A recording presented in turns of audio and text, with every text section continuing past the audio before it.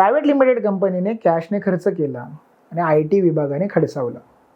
सुरुवात करूया एका साध्या प्रश्नाने. तुमच्या कंपनीने जर 10,000पेक्षा जास्त खर्च रोख स्वरूपात केला तर काय होतं?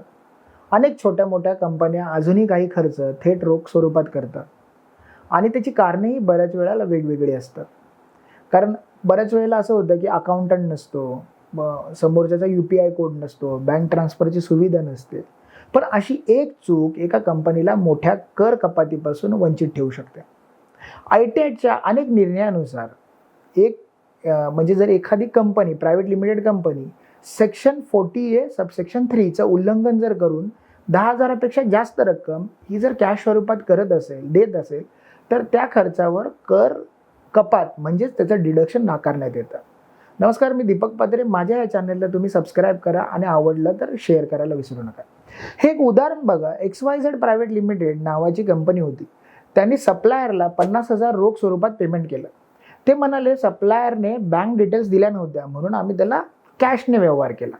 पण आयकर विभागाने या व्यवहाराची चौकशी केली आणि त्यांनी तो जो सगळाचा सगळा खर्च होता तो डिसअलाव केला. म्हणजे त्याचं तुम्हाला डिडक्शन दिलंच नाही.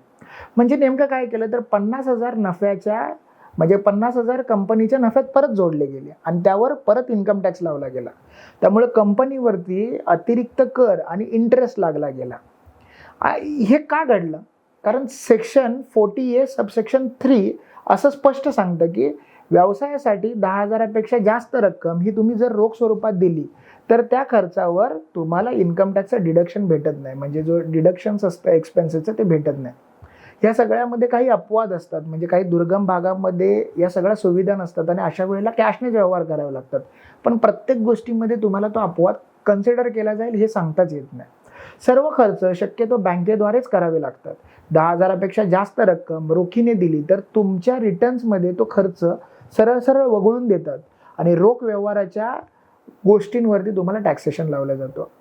त्यामुळे तुम्ही ह्या जर रोख व्यवहार करत असाल तर त्याच्या पावत्या, रिसिट्स आणि इतर माध्यमातून ज्या झालेला खर्च असतो त्याचे डिडक्शन्स तुम्ही जपून ठेवा.